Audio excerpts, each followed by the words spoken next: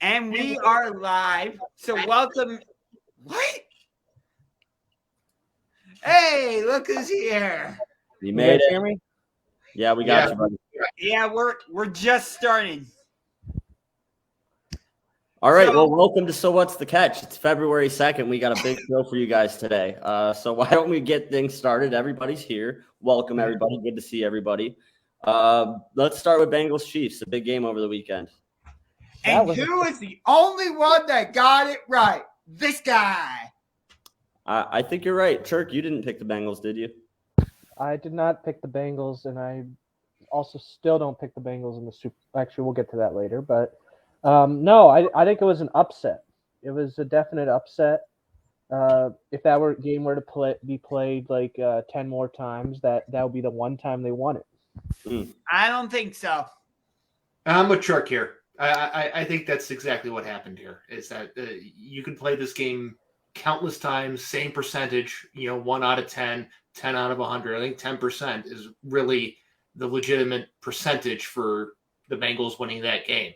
I mean, I'm sure several of you or all of you have seen Avengers Endgame. There's the one result where everything goes in their favor. This was the one result.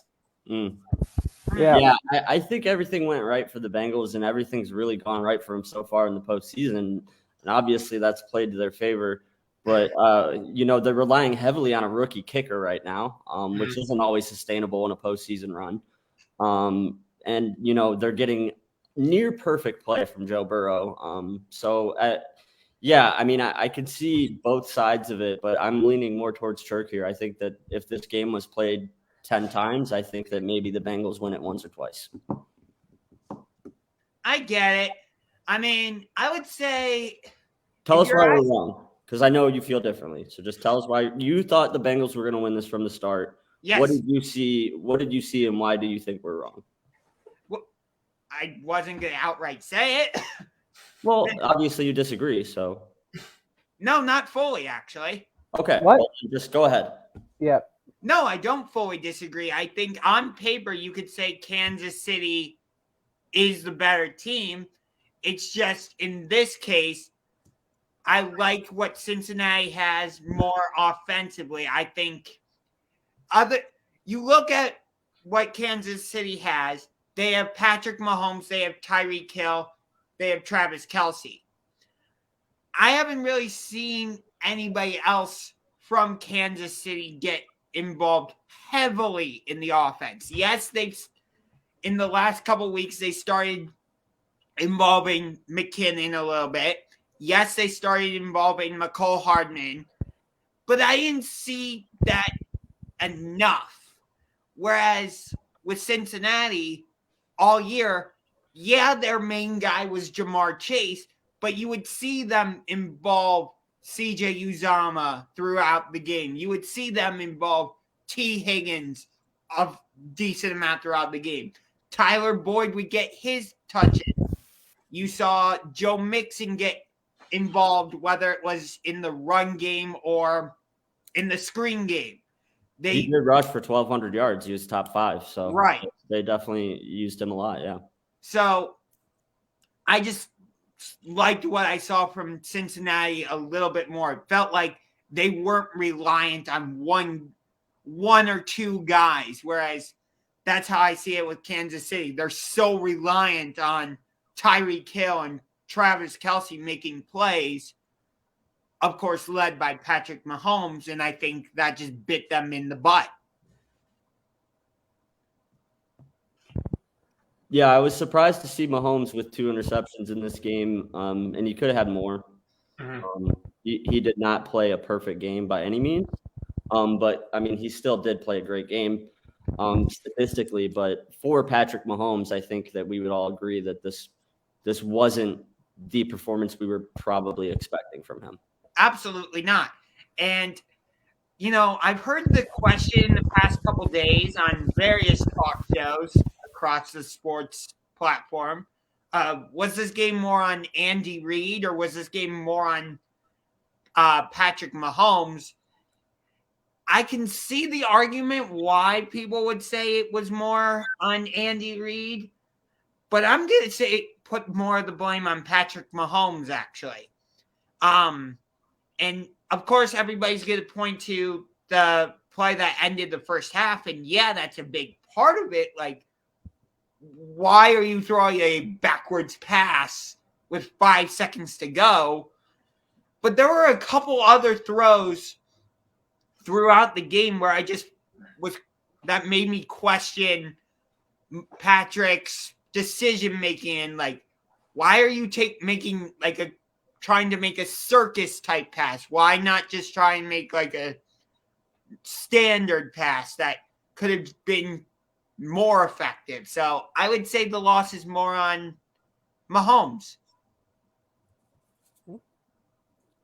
I'm not going to go with either one of those. I'm just going to go to the one play you mentioned, because that right there at the end of the second half was a textbook example of terrible clock management, terrible game situation, zero awareness. Okay.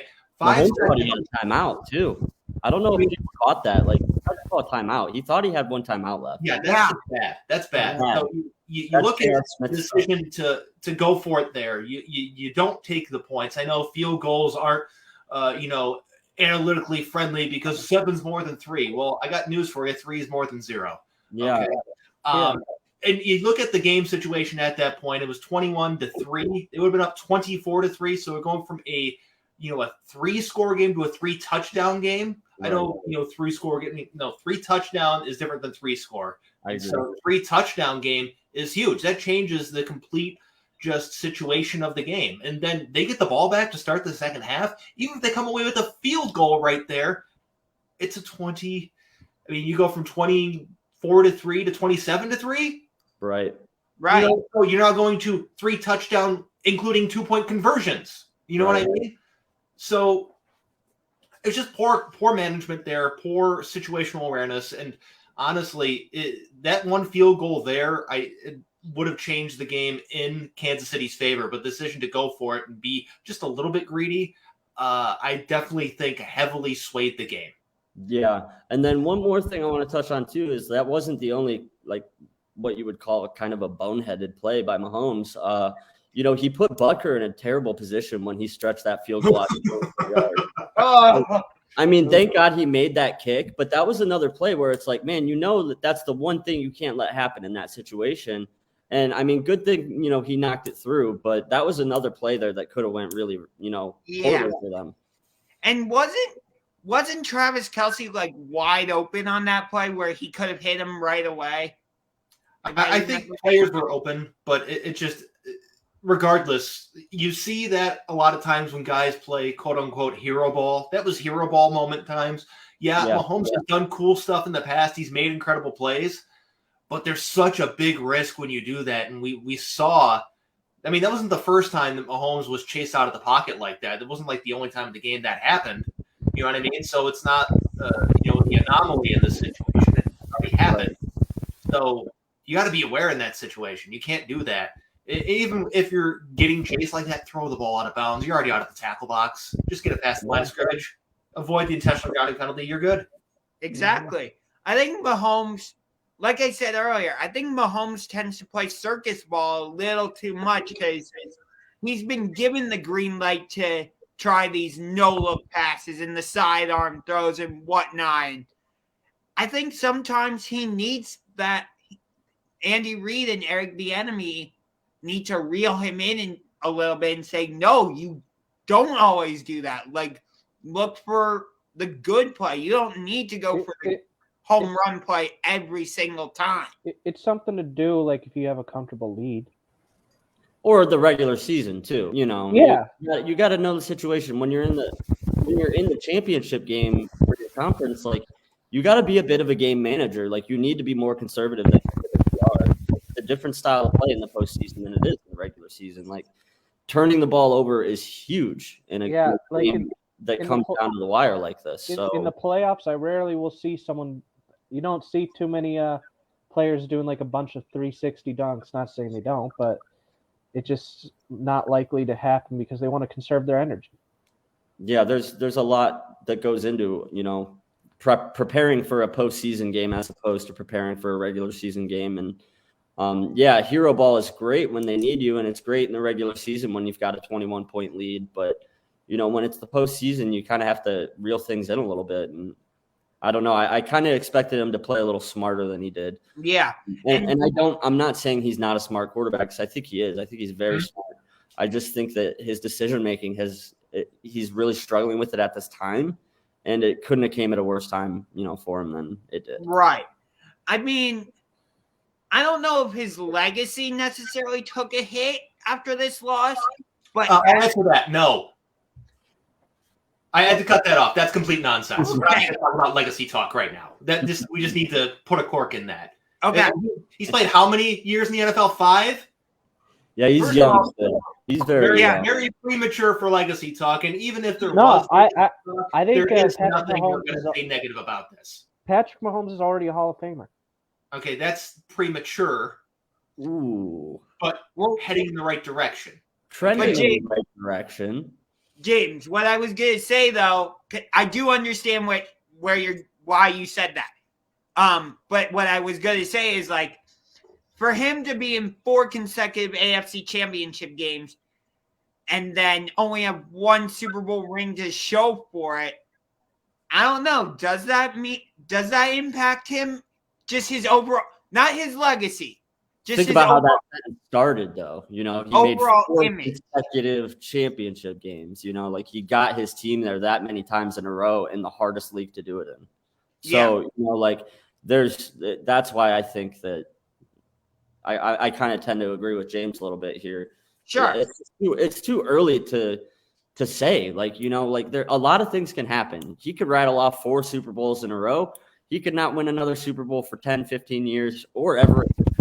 Football is that kind of game. Right. With injuries and everything else that can happen, you just don't know. That part is true. I'll give you that. And then the other thing I wanted to say, too, is that, one of the Bengals' weaknesses we know is their offensive line. They only got to Joey Burrow 1 time. I think that's an area that they're going to really struggle moving forward against a better defense. Yes. They're facing in the Super Bowl. Right. I know we'll get into Super Bowl a little bit on this show, and we'll dive more into the Super Bowl next week. But all I will say is, the Titans got 9 sacks on Joe Burrow, and it still didn't rattle him. So, He's got guts. That's true. The Titans do have a better defensive front than the Chiefs do. So that does matter. Yeah. If the Bills would have been in this game, you would have seen a very similar performance in the offensive line that you saw when they played Titans. Honestly, the defense is that good. The Chiefs isn't. If you didn't have Jamar Chase on that Bengals team, I don't think they would be even going this far. Because I think that's the big thing right there, is the fact that Joe Burrows and Jamar Chase is their connection. Yeah. That's a big All right, part. why don't we segue over to the next game, to their future opponent, the LA Rams, who took a 20% victory over the San Francisco 49ers. I mean, that I kind of expected that a little bit. I heard some people were talking about, you should give Jimmy Garoppolo some respect. No, that was that defense that took him there. Right. I would say I was having this debate with my sister over the weekend and her boyfriend also. Just because you take your team to the Super Bowl, I don't know if that necessarily makes you a Super Bowl caliber quarterback. Even if you win it, I still think that. Why don't we just talk about the game that happened? Right. The championship game, because that's what the segment's about. Sure. Why don't we start there? 20-17 victory. The Rams beat the San Francisco 49ers in this game. Yeah. I think we all picked the Rams. I believe so. I'd have to go back and watch. But I think this is a bit of a – how do I say this? This is a bigger win for the Rams than just the NFC Championship, because correct me if I'm wrong about this, but before they beat the 49ers in this game, Shanahan had gone either 5-0 or 6-0. Yeah, against McVay. Yes. Yeah. Yeah, it was the first time McVay overcame that. I don't know how much that played into it, but the bigger thing for me was just seeing the way that they came back from an early deficit. To play as well as they did in the fourth quarter down the stretch. That was impressive to me, but I expected them to win this game. So, nothing too surprising here. But awesome to see Matt Stafford get off the schneid and a lot of his games long. I think he played a really really good game. So it was also good to see. I know he's not part of the Browns, but I wish him the best. I hope he wins the Super Bowl, Odell. Oh, OBJ. Yeah. He had himself a good game too. He's been productive ever since he got there, and he was, productive again this game. I've got him 9 catches for 113 yards. So yeah, he had a really, really big day. I think that answers a lot of questions that a lot of people had about, who was the problem here in Cleveland. We already knew the answer. This is Beckham's first. If I'm not mistaken, this is his first 100-yard game since like 2019. Yes, it was. I also think for the 49ers too, I think it's time to use that 3rd overall pick talent you had there, and play him as the quarterback. Who, Trey Lance? You want to have the Trey Lance conversation? Yes, I do. You really want to have the Trey Lance conversation right now? Yes. Okay, we'll sit back, relax, and enjoy the show. Enjoy. Okay, so for all the struggles that Mr. Jimmy Garoppolo had throughout this entire season, how many times did you actually hear anything positive about Trey Lance? How many times did you ever hear anything about Trey Lance? He wasn't lightening up in practice. He wasn't looking good, playing, getting ready for games, taking reps with starters. You heard absolutely nothing about Trey Lance this entire season. Part of that has to do with he wasn't playing well in practice. That's a fact. Because if he was, you would have heard about him. He played. He played in 6 games. Started 2. And he was terrible. And now he got 5 touchdowns and 2 interceptions. Trey Lance was awful. Okay, he's got 100 quarterback rating. Who the fuck cares about quarterback rating? He was awful. Trey Lance was terrible when he played this year. You guys aren't giving him a chance. You're giving up on him too quickly. He's only 21 years old. Championship game. He's only 21 years old. Right, but why put him in the NFC Championship game? I'm not saying that. I'm saying I think next season it's time to put him in. Well, they're going to have to go that way because Jimmy G and the 49ers are working on facilitating a trade currently. That started yesterday. So Jimmy G is not going to be in San Francisco next year. And I think this guy can develop into a good quarterback. Trey Lance wasn't even the guy Kyle Shanahan wanted, okay? He wanted Mac Jones, and John Lynch overruled him. Well, that sounds so familiar, James. That is such a fact, okay? Then they should probably get rid of Kyle Shanahan. You don't get rid of Kyle Shanahan. You get rid of the powers that be, okay? Kyle Shanahan was right. John Lynch was wrong. Because here's what happened. They traded up. They got into the 3rd overall spot, and they're like, okay, we're going to take Mac Jones. And you saw the complete outcry on the internet. You can't take Mac Jones 3rd overall. No, you can't. It's got to be Trey Lance. They were wrong, okay? Mac Jones is the best quarterback from last year's class. 100%. I think Lamar's MVP season happening before it too kind of played a lot into that. It was like everybody thought that they were going to recapture the Lamar magic with Trey Lance, and I just don't think he's anywhere near as talented or capable as Lamar Jackson. Time will tell. For all you know, he could adjust. If there were any rumblings about Trey Lance being impressive at all, you would have heard him. And you didn't. Yeah, I agree because the 49ers struggled. Their first couple months of the year were bad. They were doom and gloom. They did not have any thoughts whatsoever about going to the postseason. And when you're that bad, that's when a guy like Trey Lance usually gets thrown into the mix and is given. He did for a little bit. I think Jimmy G got hurt at one point, or he didn't play a game, or he wasn't like Trey Lance starting quarterback. Team announcement. It was he played out of necessity. 5 touchdowns and 5 touchdowns and 2 interceptions is not bad. That's not a good sample size. Yeah, it's so. That's way too small of a sample size. Way too small. That's like saying you're putting a whole bunch of stock in 2016 usage rate being one of the Cavs players. I don't remember what the fuck it is. It's some no-name guy who played 3 minutes, but he had a usage rate of like 50%. Mm-hmm. I don't remember who it was.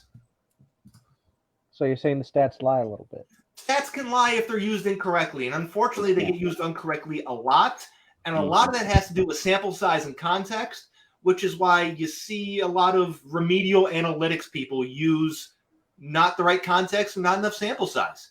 I mean, who remembers last year when the Browns were being touted for how good their pass block win rate was, and they were terrible. Baker had over pass block 100. win rate is the best in the league. I'm like, this stat sucks because I'm watching and they're getting to the quarterback every time. Yeah. So this was 2019, not 2020. My bad, but the point remains the same. The stats can lie to you if you use them improperly. Right. A lot of You're times not you wrong. need to take multiple stats and combine them to sort of develop a case. Usually you can't go off of just one stat, And Right. touchdown to interception ratio is a stat that a lot of young quarterbacks use to try to use to overrate young quarterbacks. We see it all the time. Like a guy comes out and gets hot, and they might start with four TDs and 1 pick, and then by the end of the season they're playing totally different.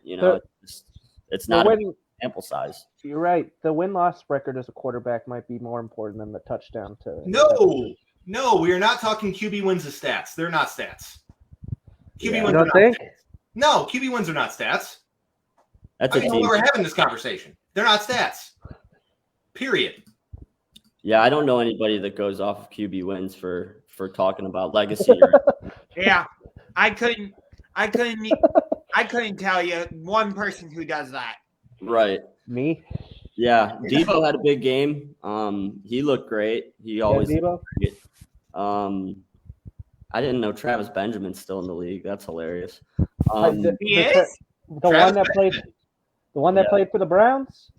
No, the other Travis Benjamin. There's only one. Yeah, he made the stat sheet here. So What do you have? thought it was worth mentioning that he's still in the league. What do you have? He had, let's see, 1 target. So I think zero. you were trying to kick or two. Did he For get a any punt. Oh, yards? yeah, you're right. Let me scroll down. I think he did have some kick returns. That's mainly what he is now. He had 1 punt return for 9 yards. Here's what he gets for that. A thumbs up. I'll give him 2 for that. Do you think Taco could get more than that? And we're not even gonna entertain that. Let's just move on. He did make a book. Let's just move on. Who cares? All right, so we're gonna briefly talk about the Super Bowl, and then we got a whole bunch of stuff to get into. The hometown Super Bowl, might I add. It gets a little messy in about 5 minutes or so. Yes. But Rams Bengals Super Bowl, I don't think anyone projected this to happen at the beginning of the season. Let's be fair. The Rams I did. The Rams I could see. But you didn't when the season started. So the Bengals had minus 1,500 or whatever, 1,500 odds. Since 2000, they had the biggest odds to win the AFC Championship. So that's 22 years they've had the biggest odds out of any team. So they were a big surprise to make it to the Super Bowl. Yeah. I'm pretty sure this year I saw they were like a minus 200 or. No, that's good. Minus Oh, 200 wait. would be amazing. Yeah. Okay, wait. Let me rephrase that. Minus 2,000. No, that's still, that would be even better. That would Maybe be like plus. they're guaranteed to win. Or plus 2,000. There you go. There you go. I'm still trying to figure this stuff out. Sit down and just read what we say once, and you'll get it. It's very simple. But they had very high odds. They were not favored. You look at all the teams in the AFC. You know the Chiefs, the Bills, and you still got to worry about the Patriots when they start to get going. Then whatever was going to come out of the AFC North that wasn't the Bengals. So Right. Ravens. Steelers, even the Browns had better odds than they did. Much Okay, better. Yeah. and that's just how it is. They were It- plus it- 10,000. Plus 10,000. I was a number off. It It just feels like a gut punch, the fact the Bengals are in there and not the Browns. Yeah, a $10 bet on the Bengals in early September would have cost you $1,000. And the fact we beat them twice in the regular season. That Yeah, also but the regular really, season doesn't matter, Churk. Yeah, that at really this point, gets under my skin a little bit. sorry, Churk, but that point means nothing. Yeah, I agree. It's whatever. You know what I mean? It's cool that you beat this team in the regular season. You did it twice, but it obviously doesn't matter. It's not an accurate representation. I mean, because let's also look at, I don't know, the 49ers beat the Rams twice in the regular season. Guess who's in the Super Bowl? Rams. It just played, too. Wait, and guess what? Did the Bengals play a lot of their starters in the Week 18 finale? No. They didn't. And it's just, it's random. They have that phrase, any given Sunday, for a reason. Okay. Yeah. Exactly. And, looking ahead, it's a home Super Bowl for the Rams. Do you think they're going to play? My bad. You go. It's the second consecutive year we have a team playing in their home stadium for the Super Bowl. Problematic. What's the first team? Those are the Buccaneers last year. Yeah, last year the Bucs Yeah. did win. So hometown Super Bowls. Yeah, this is supposed to be a neutral site, and it keeps happening. So it seems that they need to address this issue in some way. Could they have a Cleveland Super Bowl? every year? You don't got to worry about it. That's a good idea. Yeah. Cleveland or Detroit, just alternate between the two. Yeah. They'll never have to worry about the home team being there. They could go to some stadium that doesn't even play in the NFL. They've done that. Go play it in Wembley in London. No, like they've done. They had a game in Pasadena, and they play in some college, really big college stadiums. They don't have the right level of facilities. That's part of the collective bargaining agreement in between a certain level of facilities that have to be provided and maintained for professional teams, which is why you see issues when games get moved and all the clusterfuck that was the 2020 MLB season, and why certain teams had to play in certain locations and why certain other locations were not considered appropriate or up to standards. Right. But so sticking to this, as far as it's the Super Bowl, so it's not going to matter for being the home team. It's a cute story, but as we've seen from every Super Bowl ever, fans from every team go. It's the people that have literal fuck you money that goes to these games because you can buy a car or go to the Super Bowl. These people choose to go to the Super Bowl. Then you look at the fact that it's in Los Angeles and nobody cares about football in Los Angeles. Not even there's no Rams fans there, you think? Did you watch the game? It was basically a home game for the 49ers. Yep. Crazy. I saw on Twitter Levi South was trending for a brief moment. Yeah. And I don't know how much of a fact. I don't think this will play a factor at all, but the Bengals are the designated home team for this game. Are they? Yes. Are they?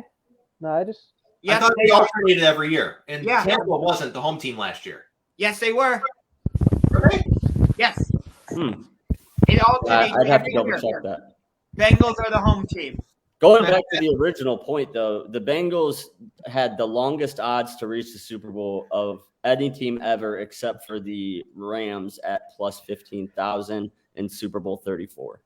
So that's the only team that had longer odds to get to the Super Bowl than the Bengals. This one, I don't think will be close. What?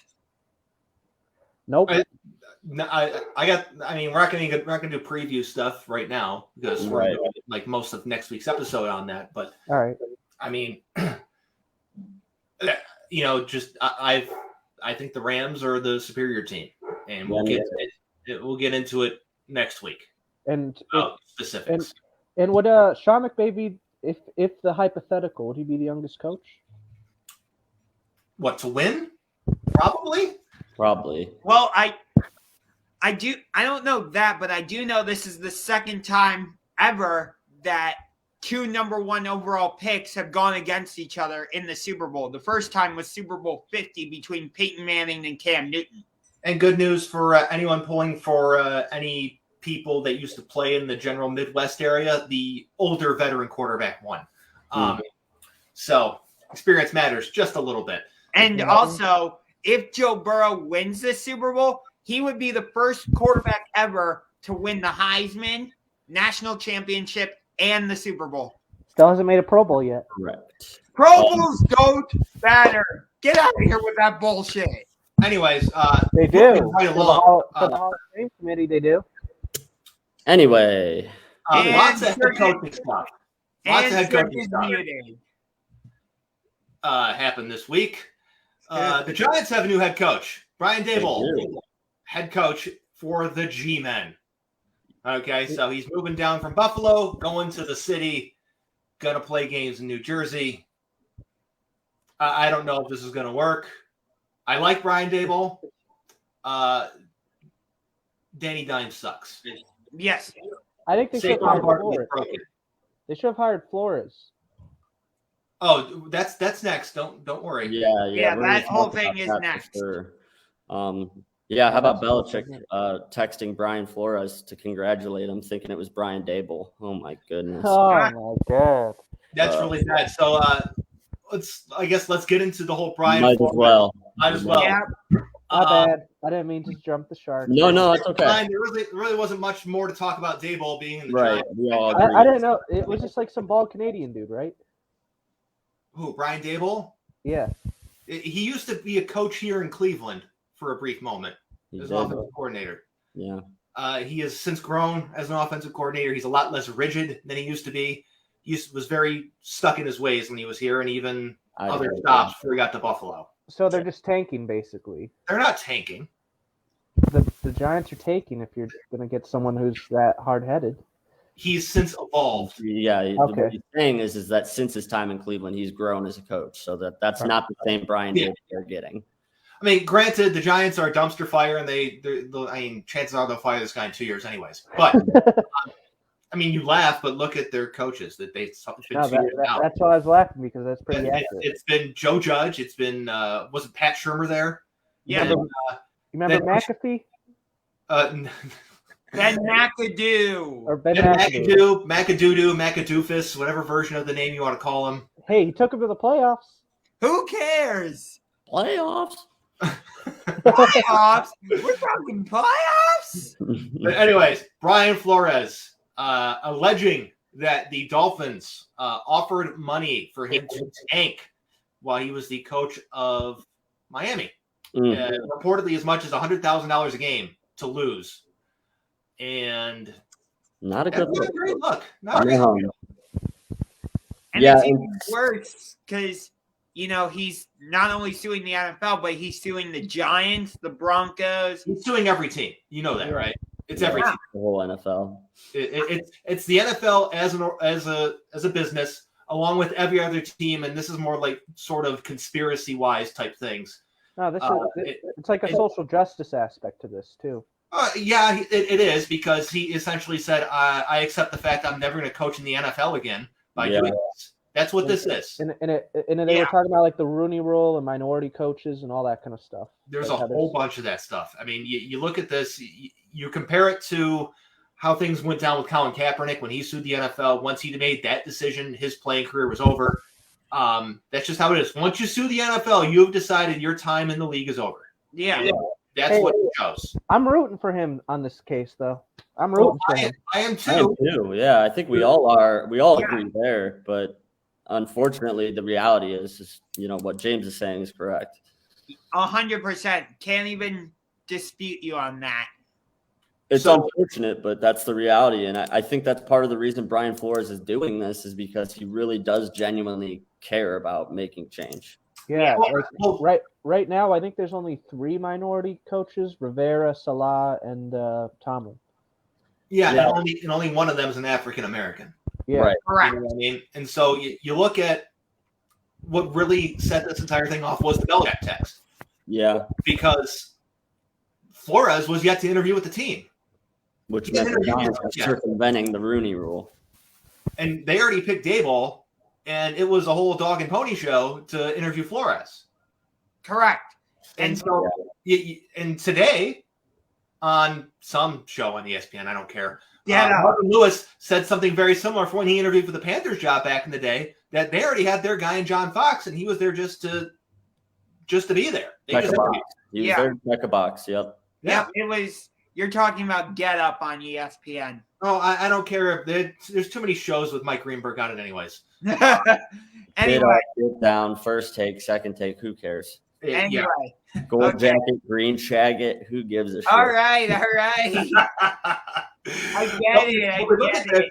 And I'm not necessarily surprised at this development here. I mean, you look at this and you think, like, this isn't surprising that they're just doing the check the box thing. I mean, this happens all the time. I mean, the Browns interviewed Mike Singletary a couple years ago, okay? If in case any of you guys forgot about that happening, because that happened, okay? Yeah. And that was only there to satisfy the Rooney Rule. In theory, the Rooney Rule is a good idea. Yeah. But in practice and actual use, it doesn't work. Absolutely really not. Yeah. It's unfortunate. And when you look at like coaching in general, like I mean, a majority of coaches played the game at some point in time in their life, and so when you look at the numbers, when you look at the percentage of African Americans in the NFL, I want to say over 50% at this 70.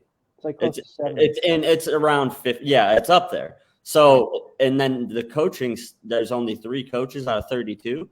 So when you compare those two percentages, there's such a big disparity there, and it's just glaring, and it's like you can't possibly argue that this isn't an issue in the NFL. It is 100% an issue.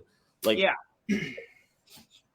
it 100% is, and yet you hear the NFL all the time. We pride ourselves on diversity and all that, and it's total bullshit because they're just trying to cover their ass. That's what it is. I mean, and I got bad news for anyone looking for more diversity. Because if you haven't noticed the hiring trends of the past couple of years, they're all running a very similar system. It is the Shanahan-McVay style system, and so it's you look at the coaches that run that system. It's Kyle Shanahan, it's Sean McVay, it's Kevin Stefanski, it's Arthur Smith, it's Matt LaFleur. They all have something in common. Zach Taylor. I mean, you look at that, it's just... Yeah, I mean, let's be honest about what the problem is here, is that ownership in the NFL is what controls most of these things, and all of the owners are old whites. Yeah. It's just it's an old men's club, and they're not the best people, to put it lightly. I can't really say many good things about any of the owners in the NFL off the top of my head. I don't know many good things to say about any of them, to be completely honest. They all have skeletons in their closets. It's not about if they get, revealed or, put into the public spotlight, it's when. That's really what it is. Because you can literally pick any owner for pretty much any of these teams, and there's some sort of scandal that is tied to them one way or the other. Right. Stephen Ross is literally this. It's literally this with Stephen Ross. This is today or yesterday. Yeah. You look up in New England with massage parlors, okay? You look here in Cleveland with the Haslams and the rebate scams. Mm-hmm. Right. How about in Los Angeles with both Spanos and Kroenke? They both moved their team they both deliberately made their team terrible so that the city they were in wouldn't care. And it's like, oh, great, now I have an excuse to move to Los Angeles. Well, that's a little bit different, but if you really want to talk about the whole relocation thing for the Rams, Kroenke was righting a wrong that he played a very crucial part in the first place, which was moving the Rams to St. Louis from Los Angeles. Right. So if you want to play that game, I'm gonna answer with that. But fair point, but I just think it ties into the overall concept. It kind of, but it's similar, but not. Because it's not the same type of scandal, okay? Yeah, this one's involving... Stealing a whole bunch of money from people like the Haslams did is one type of scandal, okay? Incentivizing your team to tank and be terrible and offering money in order to do so, which, by the way, with the use of sports gambling and how much people use and bet on games, and you're telling your team to lose on purpose... that usually doesn't end up well for the people involved. Are you talking about like some Paul Crews shit from The Longest Yard? From what movie? The Longest Yard. What happened in the longest yard? I don't recall. He threw a game on purpose or something. What? So you're saying throwing a game? Are they throwing games on purpose? Yeah, that's what they're accused of. They're yeah. They're trying to pay their coaches to lose these games intentionally. Yeah, isn't that the same thing that happened with the Philadelphia 76ers? Like, we're gonna lose on purpose. Yeah, but at least they were public about it. They made it clear they weren't, secretly paying somebody to tank. They were like, no, we're going to be bad on purpose. Then you got the general manager got burner accounts and all that other shit, and that just unfolded into a complete different type of shitstorm afterwards. But you look at this, and it's a coach trying to win, doing his best to win, doing a pretty damn good job of taking a team that was not very good and actually instilling a culture in that organization. Mm-hmm. And Stephen Ross said, "I'm mad because I wanted you to lose and you didn't. And I offered you money to do so and you didn't take it." Yeah. It's a really bad situation, especially with the fact that sports gambling is legal now. Mm-hmm. So, the fact that he's trying to pay a coach to throw these games obviously affects the outcome. And when you have hundreds of thousands of people who have money riding on the outcome of the game, who think that it's objective, that it's not fixed, that's an issue. It is. It'd be one thing if gambling wasn't legal, then they could say, look, that's their problem. They shouldn't be doing it. But the league has said, no, obviously we think gambling's okay. We're promoting it basically, they're trying to get it into our stadiums. So if you want to integrate sports gambling into the league, you can't have people paying their coaches to lose the games on purpose. It's correct. It's a bad situation. Bad look for the NFL. It's a bad look all the way around. There's no way to avoid that. It is. And to, I guess, go off a little bit more about the coaching sham interviews that Mr. Flores has gone through. The one with the Giants wasn't his first one because apparently he interviewed for the job in Denver. Yeah. And John Elway showed up the next morning, an hour late, looking disheveled. Accusations are he was hungover from enjoying himself the night before. And it was a sham interview. Because they hired, it was Vic Fangio, wasn't it? Yeah. Yeah, they hired Vic Fangio instead. Yeah. And then we had the Hugh Jackson allegations too, the same thing happening here in Cleveland. They were telling him to throw games on purpose? That is the accusation. Okay. The executive director of his foundation came out with, she named names. Okay. When you name names, that's not just saying, what he was saying, because he was saying it's stuff like that happened in Cleveland too, and you'd be surprised, and how much money you're getting. He's making smart comments, but someone who's actually involved with him is making definitive statements and naming names. Then I believe she shared some legal documents, by the way, on Twitter. If you go find her Twitter account, but when you go from just saying things about an organization or a league, then you name names. That's a different story. That's a big step when you name names. And it's 3 names, and 2 of them are still involved with the franchise currently, and Andrew Berry and Paul DePodesta. But the other one was King of Tanking Sashi Brown, who people have put on this goddamn pedestal for losing, which I can't stand. Yeah. But apparently they were incentivized to lose. They were told, be bad. And by the way, they put the team together. It's hard to argue. It's hard to refute that. I mean, I don't think Hugh Jackson was a particularly good coach, but I don't think that he was given necessarily a level playing field in regards to being competitive. Yeah. James, what's this you have here about? 16 year? What? Was that the 0-16 year? Yeah, that was the 1-15 and 0-16 years, apparently. Okay, they were incentivized to lose, incentivized to be bad, and apparently Hugh Jackson was also approached in a similar situation like Brian Flores. Yeah, James, I was going to ask you what you have here about Goodell also named as knowing. Do you mean that he knew about the tanking? And apparently the NFL and Roger Goodell were both aware of what was happening in Cleveland with Hugh Jackson. Whoa. So everything all falling down, all coming apart. Yeah, not good. You think this could potentially be the downfall of Roger Goodell? Maybe if there's widespread tanking, and if it's involving two minority head coaches when the league has one African American head coach, right? Not a good look. I mean, No, granted, he works for the owners. He doesn't work for the players. He doesn't work for the fans. He works for the owners. And at the end of the day, Roger Goodell makes them a lot of money. So that's the one thing that's going to be holding them all back in this, is that as long as the owners keep getting money and making a lot of it, they're not going to get rid of him. But we don't know how this is all going to unfold.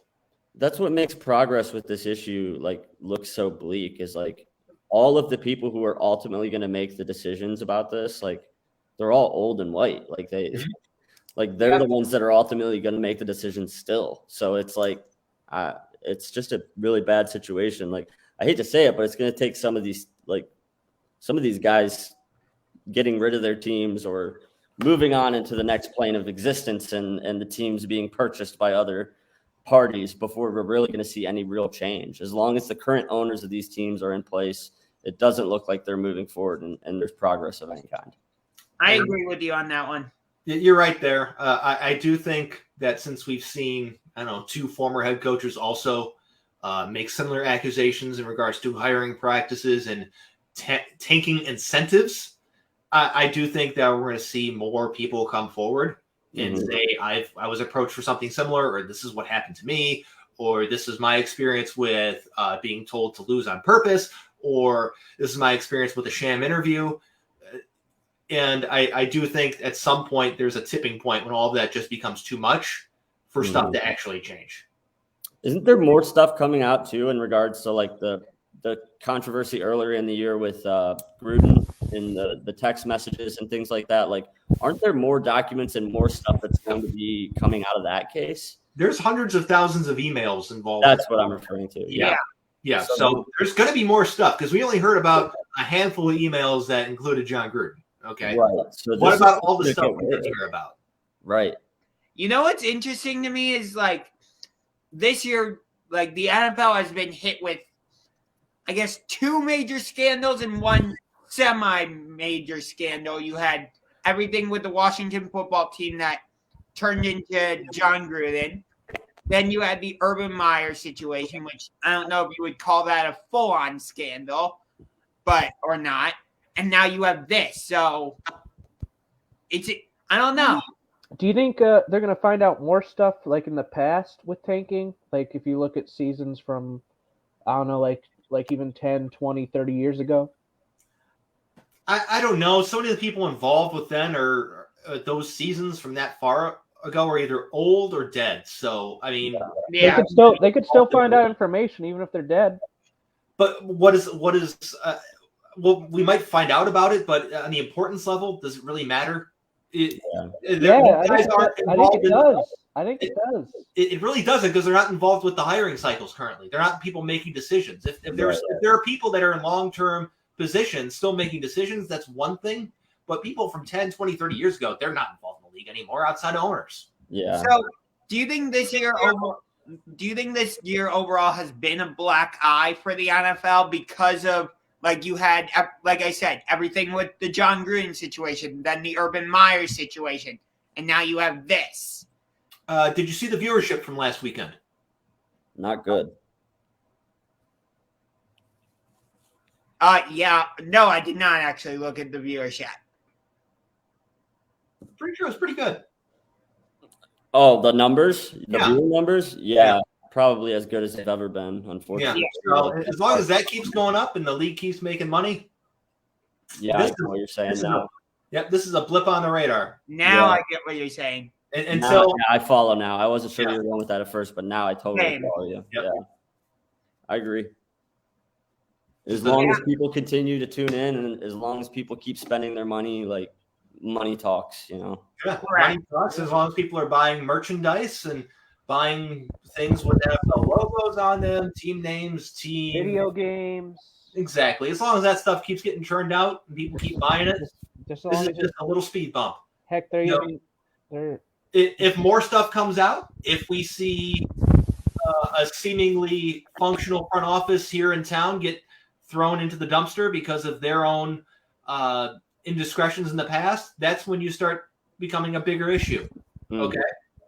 Because, again, Andrew Berry and Paul DePodesta were named by Hugh Jackson's director of his foundation as being involved with this similar situation like Miami. Okay? And so if they get thrown on the bus, and they get removed from their positions for one way or the other, that's when it becomes from a speed bump into a giant sinkhole. And until that happens, it's just the NFL just has to survive 24 hours, really. 24-hour cycle. That's all pretty it is. much it, unfortunately. Yep. How come all this type of stuff only tends to happen with the NFL and you don't really hear about it with the NBA or the MLB and that type of stuff? I mean, you did their ownership too. You did hear a problem with Sam Hinkie. What was what was the old white from the Clippers? I forget his name. Oh, Donald Sterling. Yeah, like that wasn't too long ago. Like right, and then there's the general manager from the Mariners last year who openly said in front of a whole bunch of like a Rotary Club that we're purposely keep guys down in the minors to control their contracts longer. Stuff like this happens all the time. It's just the former Cavs coach got in trouble. John Beeline. Slugs, if you remember that one. Yeah, I remember that. I'm not trying to say that it doesn't happen. It just seems like it's a more frequent thing in the NFL than the other leagues. It's just because it happened the past couple days. If John Beeline was still the coach and said the whole thugs thing, we'll be talking about that right now. Yeah. It's just recency bias a little bit. But the NFL's too big to fail. It's the biggest league in the country. I mean, like they had a whole team of doctors try to go after them with the concussion stuff, and the NFL managed to beat them. Yeah, they're able to get away from the team doctors and the whole Will Smith terrible concussion movie. So, they're able to outlast that. They're able to outlast players on their team living Grand Theft Auto lives. Okay. Yeah, seriously. A lot of that this year, too. Yeah, they were able to outlast everything with players kneeling during the national anthem and all that. Aaron Hernandez, a whole number of things that have happened that just get swept under the rug, and people forget about them and they move on and continue to watch. I mean, Henry Ruggs is in prison, and he's not going to leave for a very long time. Damon Arnett got released by 2 teams in the span of a month? Mm-hmm. At least. Yeah. So, shit happens. Yeah. But let's move on. We have a new team name in the NFL. We do. The Washington football team is dead. It is now the Washington Commanders. They command your attention. The Masters and Commanders. And that logo is terrible. It's fine. I tweeted this, but on a scale of 1 to 10, this whole thing's a solid 5. It really is. Yeah, to me, it's a little corny, but it's not terrible. It could have been a lot worse. I personally was in favor of them keeping Washington football team. I'm looking at their logo right now. Yeah, it's okay. I definitely don't like the alternate jerseys with the helmet, the W in the middle of the helmet. I don't like that look. But do you all talk about jersey design? I'm a jersey nerd, so these are terrible. They look like rip-off Atlanta Hawks jerseys. They got that weird color gradient in the numbers that fading away for no reason. They look like rip-off the Minnesota college teams.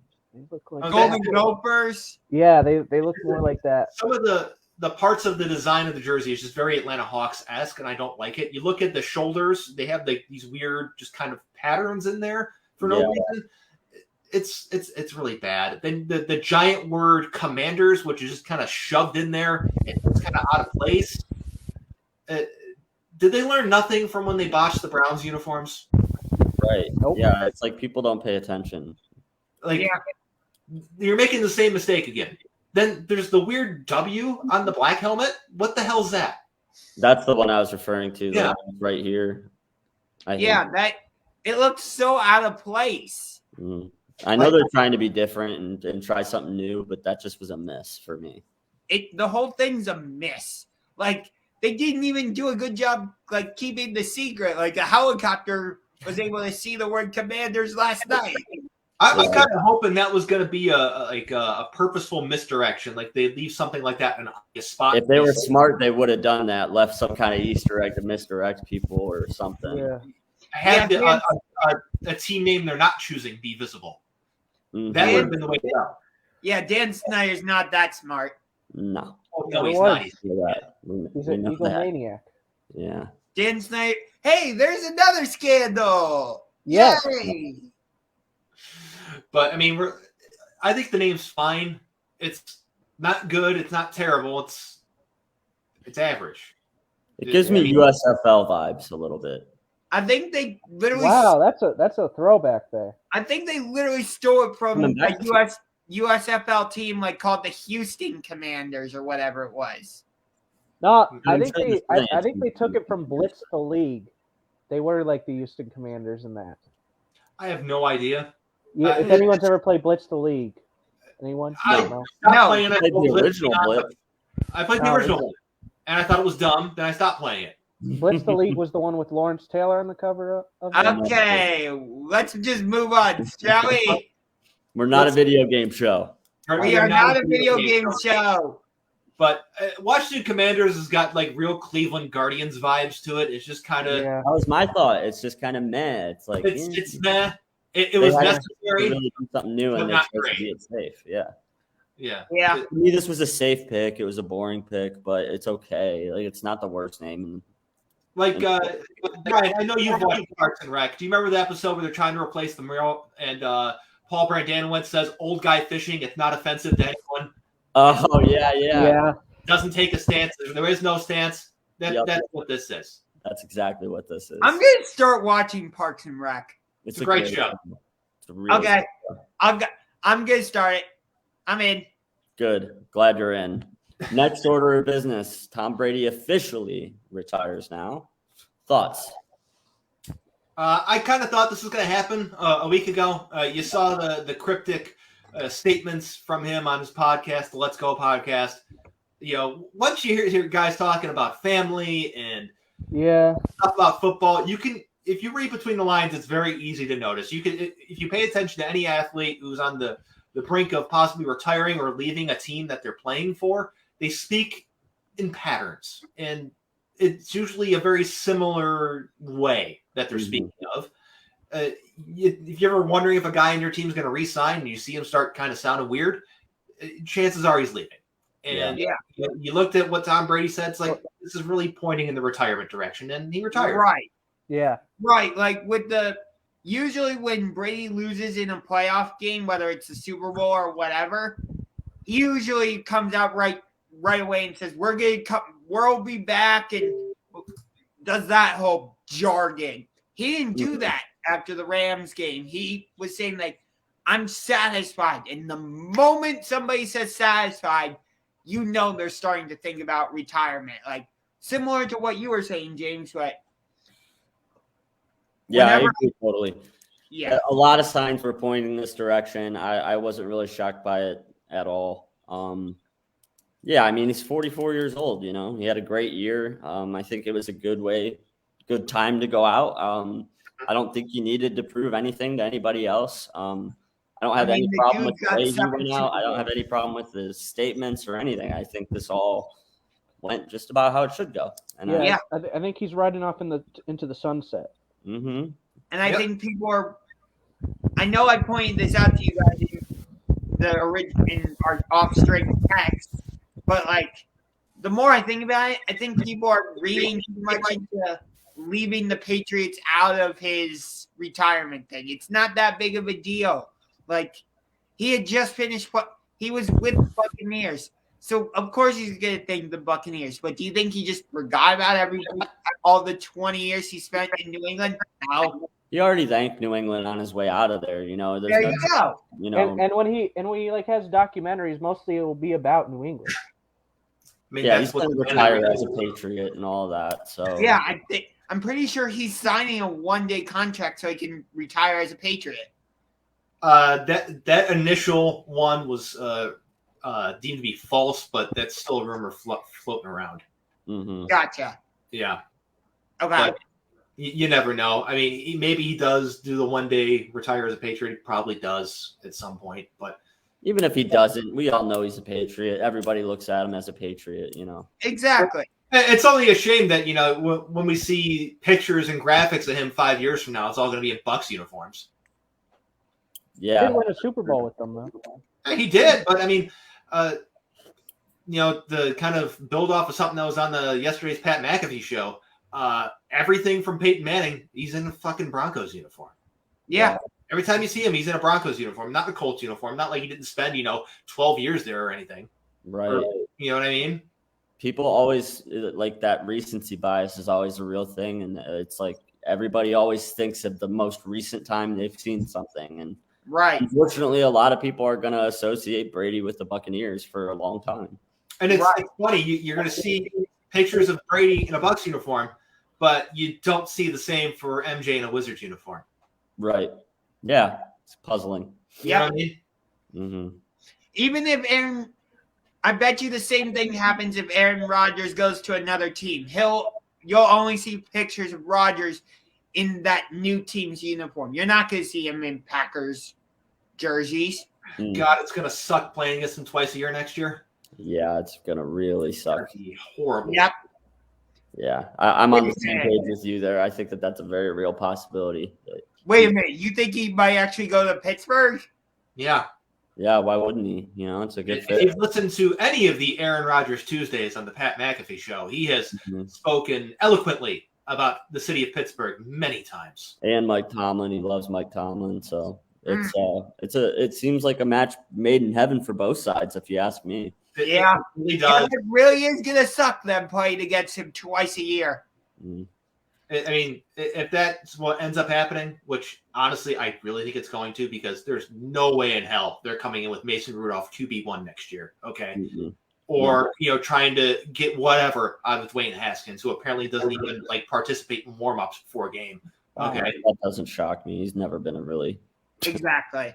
hard worker. There's never been associated with him. When he was with Ohio State, he was. I mean, but that's different. I mean, we've seen this before with college athletes. Once they leave the college program and their life isn't regimented, they don't know what to do. Yeah. Exactly. Yeah. Speaking of guys that happened to, we had one that played running back here in town, Trent Richardson. Yep. That's exactly what happened to him. He didn't know what to do with his time. And then he ended up getting super fat. Yeah. And he got traded to Indianapolis. But then how come he rushed over 1,000 yards his first season? 1,000 yards doesn't mean anything anymore. Exactly. 3 games into his career, Jim Brown said this guy ain't it, and everyone should have listened to him. Okay. Yeah, when your greatest running back in franchise history is telling you that the guy's not it, you should probably listen to him. Mm-hmm. Arguably the greatest running back of all time. No, it's not arguable. He is. Okay. He's the greatest, period. Yeah, I agree. He's the greatest. Obviously, being a pro Browns show, he did have 11 touchdowns. Okay. And almost 400 yards receiving. Okay. Okay, Braylon had a 16 touchdown season. He's not. We don't. He went to a Pro Bowl. And I'm muting you on that one, Churk. Congratulations. I mean, if you want to argue possible greatest running backs of all time, and you want to bring up Barry Sanders, I'll entertain that conversation. I still think it's Jim Brown. Yeah, me too. I just think championships matter, and Barry Sanders just doesn't have that kind of. There's that. I mean, if the Lions wouldn't have, would have been more accommodating, let him seek a trade. Yeah. And they didn't. Mm-hmm. And he said, "The hell with this! I'm going to retire." Good for him too. He kind of started that trend for being a guy who retired at the height of his powers, and said, I'm not willing to continue to go through this sort of punishment for an organization that I'm not seeing eye to eye with. Good for him. Yeah. Honestly. I mean, I don't disagree that Jim Brown is the greatest of all time when it comes to running backs. I just wanted to. Some people may stupidly argue that it's someone else. Hence why I said arguably. that's why I decided to make it a definitive statement. I mean, the tape's out there too. All the tape's out there. Everybody can watch it. Watch all of Jim Brown's tape and Right. try to tell me that he's not. Yep. Yeah, you can't. I mean, just dominated in a way that a running back hasn't dominated since, really, ever. I think I think he still holds the record for most yards per game as a running back, or that might have been eclipsed by somebody recently. But it's still like 104 or some shit. Ridiculous, yeah. Yeah. And all the guy did is win too, But And- anyway, He was right there right before Super Bowl existed and retired right before it. I wish he didn't. We could have had a Super Bowl and had it in the Browns' name. well, if you want to be mad at anyone, be mad at Rat Modell, okay? Yeah, that piece of work, Yes. to put it If lightly. you want to be mad at anyone, be mad at him, okay? Correct. He He not sold only the team. Franchise back 100 years. He not only forced the greatest running back of all time into early retirement, he fired the namesake of the team. He moved this team to Baltimore and then left the current version of the Browns in complete disrepair. While he collected a Super Bowl and got to raise that trophy looking like the scumbag that he was. Yeah. 2 Super Bowls, actually. Did he win 2? I thought he sold the team by the second time. Mm. You might be right on that one, I actually. think it was Steve Bisciotti that was the majority shareholder at that moment. Yeah. Let me look that up, actually.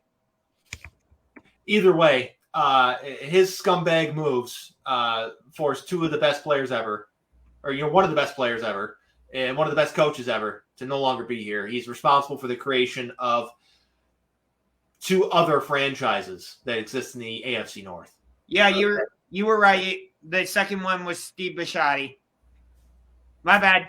I was wrong. I mean, I thought Art Modell was still like the majority owner during that time, but I was wrong. so anyways, any final thoughts on Tom Brady? Greatest of all time. No. I'll admit I was kind of tired of seeing him because it felt like he was shoved down our throats, but I can't deny he's one of the best. He is the best of all time. Yeah. He's the best. Yeah, he's the greatest of all time. Do I like him as an athlete? No. But he seems like a good person. I mean, yeah, that's even debatable. I look at Tom Brady. He's the greatest quarterback of all time. There's a very real argument for Tom Brady being the greatest football player of all time. And this is coming as someone who is an Ohio State fan speaking about a guy who played quarterback at Michigan. Okay. It took me a long time to be convinced of Tom Brady's greatness. Okay. Because a lot of it was just denial. A lot of it was just, tired of the Patriots shit, but 28-3 happened. Okay. 28-3 happened. I couldn't continue to live in denial anymore. Yeah. Yeah, I get it. His accomplishments are just impossible to deny. Just every single stat that comes to quarterback play, he's got all of them. Like there's nowhere that he lacks. Like there's no holes to poke in the argument that he's the greatest quarterback of all time. Like it's just he's light years ahead of anyone else, in my opinion. Once he separated himself from Belichick and went to Tampa Bay and won a Super Bowl, that's what convinced me that he was the greatest of all time. Took you a while. But I got there. Yeah. Well, I'm glad you finally got there. Yes. He certainly is. Yes. He's just that good. He just is. And the balls on him during that one Super Bowl where they had immediately after the game was over, they had that commercial that he filmed ahead of time about the Super Bowl rings in the safe. Do you remember that one? Yeah. Yes. Where he said, "Oh, I got one more," or I need space for one more," something along those lines. After he gave the guy 5 Super Bowl rings or whatever it was. The balls on him to film that commercial ahead of time. That's confidence, okay? Confidence. Yeah, he's got next level confidence. Like that's a guy who's never once doubted his ability. Even in his time at Michigan, when a lot of people were doubting his ability and thought, Drew Henson should have been, the starting quarterback. His whole career at Michigan he was plagued in quarterback controversy. He never really entirely separated himself.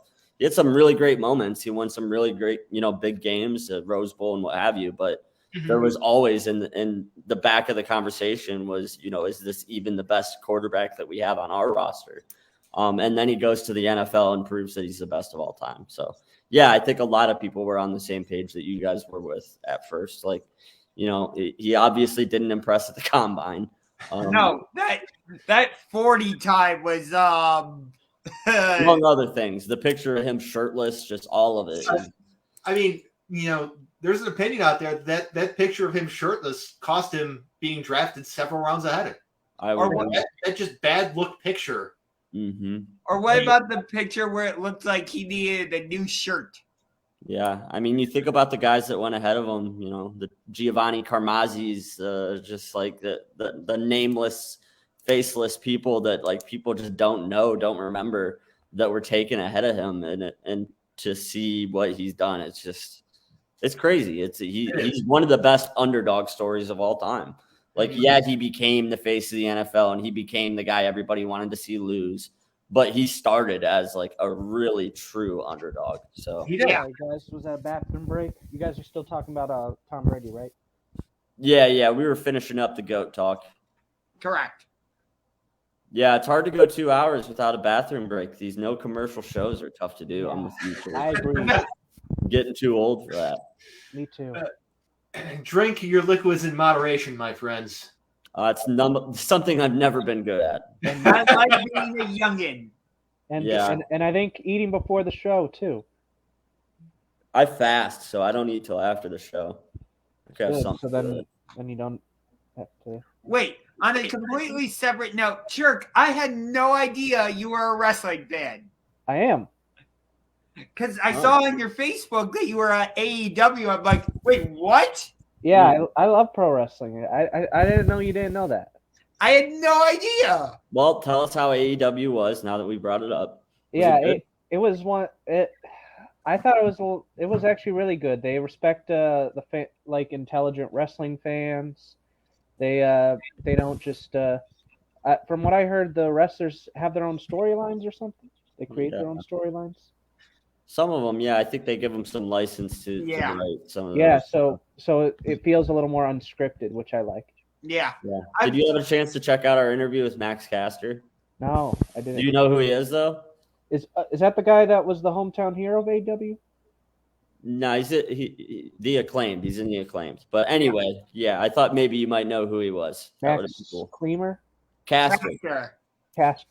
Yeah. Yes. Anyway. We digress. Glad you had a good time. We're glad you had a good time. Was hoping you might have known who he was. Anyway, so we've got more NFL coaching carousel news. Why don't we move on to the next one? Okay. The move to Vegas. Oh, Josh McDaniels. Mm-hmm. Getting his second chance. Josh McDaniels, Dave Ziegler, the new regime in Vegas. Okay. If for anyone who's not aware, this was going to be the pairing in Cleveland if they opted to go the McDaniels route. Okay. So this was going to be the setup here if they decided not to go with Stefanski and Barry. Okay. So anyone who's a fan of the Browns should be paying attention to how everything unfolds with the Raiders with an eagle eye. Okay. Yeah. Pay very close attention to everything that happens. Okay. Yeah. And let's look at the McDaniels hire. I know a lot of people aren't high on the McDaniels hire. Everyone remembers the whole Denver Broncos fiasco. Okay. Yeah, not that. Everyone remembers him leaving the Colts at the altar the last minute. Okay. But he's learned a ton since a decade ago when he was 33 years old. He was our age, Bryan, when he was the coach of the Broncos. Insane. Just think about how much you guys have learned over the past decade. Right. A lot. Back then, I couldn't say I did not know shit. I still don't, but. But we look at McDaniels, and you look at everyone's always natural inclination to go, oh, it's a Belichick hire. It's not going to work. But every single time. Yeah, it's always everybody always wants to point to all the reasons why something's not going to work. I mean, let's take into note Mr. Flores. That was also a Belichick guy. It was. And he turned out well. Yeah. I think we're all kind of on the same page. Yeah, I thought he had a good year. So Mr. Yeah. Mr. Patricia, not as much. I mean, what That, it comes that was garbage. That was it garbage. comes down to something very important, and it's about getting everyone to buy into what you're doing. Okay. Yeah. A lot of times these Belichick disciples get hired by teams that have established players, and they're not willing to buy in. Okay. Let's look at, you mentioned him, Matt Patricia going to Detroit. That team had a lot of veterans on them. They're not going to buy into what he's doing. If you're going to go this route, you need to get a team that has a lot of young players on it. You know why? It's a lot easier to train players than to retrain them. Train, don't retrain. If you're trying to retrain, you're not going to get anywhere. That's why you see coaches always get mad when you have players there. And with a Belichick guy, right? Because they do things a certain way. They're not going to want to change their habits. A lot of guys get grumpy and get very just, I don't want to do that. When you have that, you have dissension in the ranks. When you have dissension in the ranks, you're a failing organization. Flores succeeded in changing his habits. Yeah, and I mean, we're like, as players continue to become more empowered too, like we're going to see more and more of this in the future too. Like, Yeah. Coaches are going to have to understand how to be a player coach to an extent. Yeah. These are grown adults here. Yes, You can't talk to them like they're in college saying you got to do this, you got to do that, because they're not going to react well to that and fight back. Correct. You got to remember that, like, everybody has different motivations too. You know, like a coach really has to understand his players, and players really have to like him as a person now. You know, I think that's important. I think if you're not a likable person, and that's one of the things with like the Harbaugh situation. I'm sure we'll get to that, but he's on the list. Don't worry. Yeah, he's on the list of those guys that like I don't know that these players are going to buy into his spiel. You know, his style fits young guys. You know, a lot of young guys can buy into it, but with like guys that are our age and people that have been in the league for a long time, like I don't know how good it's going to play. We'll put it that way. Yeah, I'm not sure. Yeah, it's. Are you talking hard about to Jim do or that. John? Jim. Yeah, John Harbaugh's not going anywhere. The Ravens aren't going to fire him anytime soon. He's been one of their best head coaches in franchise history. Well, I think you can say he is their best head coach in franchise history, when the other option is Brian Billick and the one guy that was the holdover from the Baltimore Colts in the 80s, Ted Marcabrota, whatever the hell his name is. All right, we'll go. Let me rephrase my statement then. John Harbaugh is the best coach of all time for the Ravens. Correct. So speaking back to McDaniels before we get too far, I think this hire is exactly the type of hire Mark Davis wants to make. There's a reason why they hired John Gruden in the first place, because Mark Davis doesn't want to be involved with football stuff. He wants to hire, then not deal with it. Hiring McDaniels, hiring Ziegler. Glasses on and eat ice cream and do all that stuff. He's not interested in the day-to-day football operation. He's more interested in getting his terrible bull haircut than he is in worry about, calling down to the sideline like his dad telling him to throw the deep ball. Okay? That would happen once a game, every game. Al Davis would have someone go down to the sideline, hey, Al wants you to throw it deep. Oh, goodness gracious. Oh, good Lord. Talk about micromanaging.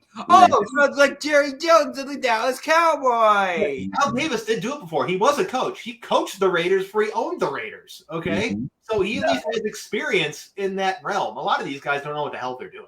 Not a clue. They don't even know about Mark. He's not his dad. Mark's not his dad. He doesn't want to be involved in that shit. So he got McDaniels and Ziegler to run the show so he can just be like, run my football team. I'm going to sit here and hang out in Vegas.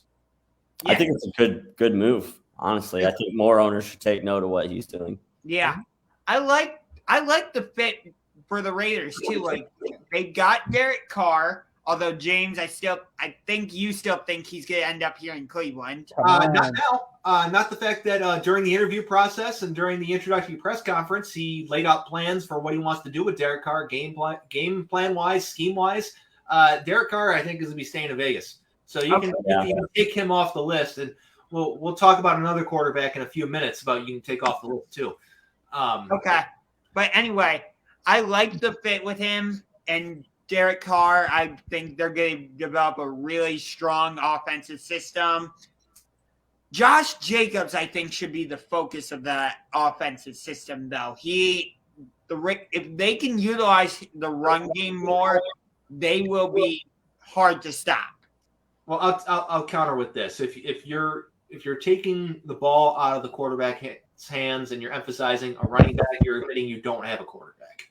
Okay, Derek Carr's a quarterback. He's pretty good too. Okay, and let's look at it this way. Josh McDaniels, he's not going to blow his second chance, and probably his technically third chance of being a head coach ever again. Okay. Yeah, I don't think so either. So he's not going to be signing up for some Derek Carr trade. He's not going to be signing up for some rebuild. He knows that more than likely this is it, and he's got to get it right. And he's got a pretty damn good foundation to build off of. I mean, he could trade for Derek Carr and build Baker. He doesn't want that. He wants an actual quarterback. Yeah, he doesn't Wait, want. you don't think Baker's a natural quarterback? No, Actual quarterback. No. Is he a natural quarterback? Either? Okay, we're not going to talk about Baker Mayfield. Let's stay on topic, please. Let's go to the next one. Nathaniel Hackett to Denver. And they just hired. There's more to this actually. The Broncos just hired another Packers guy to be their offensive coordinator. I think it was their former tight end coach, if I remember correctly. So, I mean, everyone's drawing the lines for Aaron Rodgers to go to Denver. But if I'm Aaron Rodgers, no is my response to any potential trade to Denver. Yeah. You're going to play Mahomes twice. You're going to have to play the Chargers twice. You're going to have to play the Raiders twice. Why would you want to do that? It's a gauntlet, yeah. Why would you want to do that? That seems like a giant mistake. That's like if you were a baseball player saying, yeah, trade me to a team in the AL East that's not the Yankees or Red Sox. Right. Why would you want to put yourself at that disadvantage? Agreed. If he's going to go anywhere in the AFC, he should go to the Steelers because then he gets to play the Browns and the Bengals and the Ravens. I wish he'd come here. Yes, please come here. Yeah, But anyway, going back to Nathaniel Hackett, Would the Packers do that? Denver's a weird situation because we don't know what they're going to do at quarterback because Drew Lock's definitely not the answer. It's somebody new. That's what it's going to be. It's not going to be Drew Lock. It's not going to be Teddy Two Gloves. Okay, it's going to be somebody. Somebody new. They're going to be looking for other options. Jameis? I mean, that's maybe an option. I mean, you're going to be looking through the free agent barrel. And so those guys are pretty much going to be the non-exciting options of James Bryan, Winston, Patrick. if he even wants to play anymore, which I think maybe. Mitchell Trubisky, Marcus Mariota. These guys aren't exciting. Maybe Tyrod Taylor gets a run over in Denver.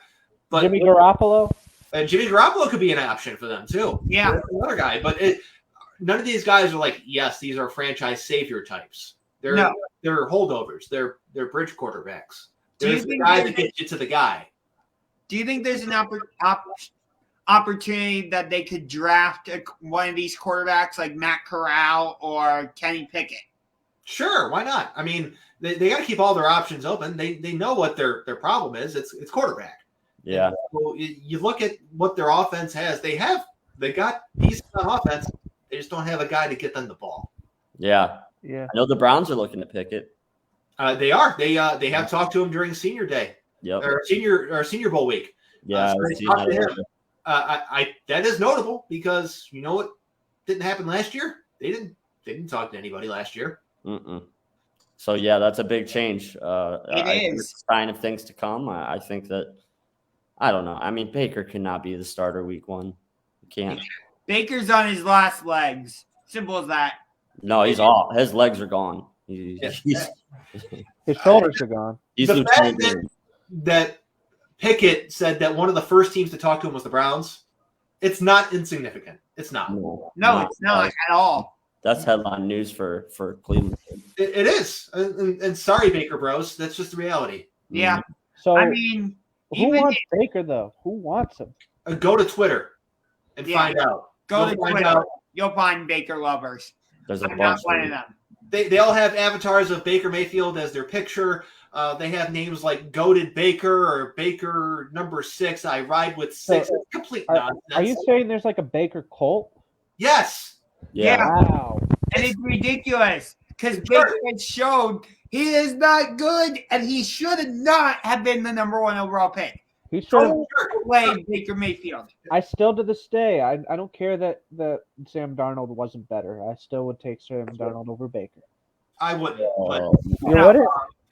I'd take Baker over Darnold, but that's not saying much. that isn't saying much because I'd also take Baker over Josh Rosen. So, trust me, the cult of Baker Bros is just as loud and as annoying as Tuanon. Okay, you don't want to get involved with Tuanon either.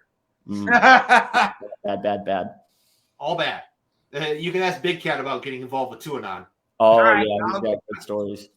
I'll make sure to stay away from Tuanon. Yeah, I hope the Browns do as well. Yeah. Yes. I hope Think they the Browns do. should get Tua? No. That's the opposite of what we're saying. That is the Are you saying that? You are. Yes. You think the Browns should get Tua? and Churk is muted again. All right. And this time it's for 5 minutes. Oh no! Come on. Don't do that. Right, 3 minutes. No, just you don't need to do that. We got another head coach, Matt Eberflus, going to the Bears. Wow. Really fun name to say. I'm going to That start is a with fun name. Eber. It's a fun name. Some good news that developed earlier today. They did not hire Bill Callahan as their offensive line coach, so it appears he is staying in Cleveland for the time being. So that's good news for Cleveland front. But Matt Eberflus to Chicago. The Bears have a new coach. I question this one a lot. Why do you think I just gave the instant thumbs down? It's the wrong move. Yeah. You traded up several spots and you gave up a lot of stuff to draft Justin Fields. Why did you not hire an offensive head coach? Yeah, I think bad this move. Fake too. I'm not necessarily a big Eberflus fan. I do think a lot of his work with the Colts defense was incredibly overrated. But as far as the defensive, offensive coach thing, I think that's a little bit overblown. I mean, the greatest coach of all time came from the defensive side of the ball. Okay. Bill Belichick's living up in New England, and he spent a lot of his time as a defensive assistant and a defensive coordinator. That's true. Okay. So it's about whether or not you can manage your team. Can you guide your team to where you go? Offense, defense, you got to be involved in all of it anyways. Mm-hmm. Having a specific background on one side doesn't really matter. He's got to handle the whole game anyways. Yeah. You know, That's a very good point. I still think that like a guy like Justin Fields, just he needs some type of quarterback whisperer. Like he's just missing something. He needs to get linked up with the right guy. I think if he does, I think being away from Matt Nagy is going to help a lot. That will help a lot. Yeah, that will definitely help. Because that dude's a clown with a capital C. Okay, yeah. Clown. Absolutely. Clown. Put a giant red nose on his face and paint his face white. There you go. Yep. Yeah, he's not good. Him getting removed from the equation, fantastic for Bears. Yeah, it's you look at just. I don't know what's going to happen with Eberflus in Chicago, but they haven't had a good coach since. It can't be worse than Nagy, can it? No, I think it's an upgrade. They should bring back Lovey. There was a rumor he could have been brought back to this current status. Honestly, Lovey, why did they even get rid of him in the first place? That because was Lovey Smith got you. It's a similar syndrome to why people were making arguments for Jim Caldwell. Okay, if you're fine with being 9-7, 10-6 in a first-round playoff exit, then he's your guy. He was better than Caldwell. Is he? He went to the Super Bowl with Rex Grossman. He went to the Super Bowl with elite defense, not because of his offense. Number one. Exactly. Let me just fact check you on that. You went to the Super Bowl with Rex Grossman. Eventually, a voice grows stale. Okay. He was there for a very long time. It's the same reason the Eagles moved on from Andy Reid. It has nothing to do with their ability as a coach, but voices grow stale. Yeah. I agree with that too. Yeah. It's a very good point. And he did. It was. I mean, you can only run Tampa 2 for so long, okay? And when you don't have a Hall of Fame linebacker who's really the size of a safety patrolling the Two middle of them. of your defense, it makes a huge difference. Yeah, it really does. So I don't want to move on to the next one. Someone else can segue into this one.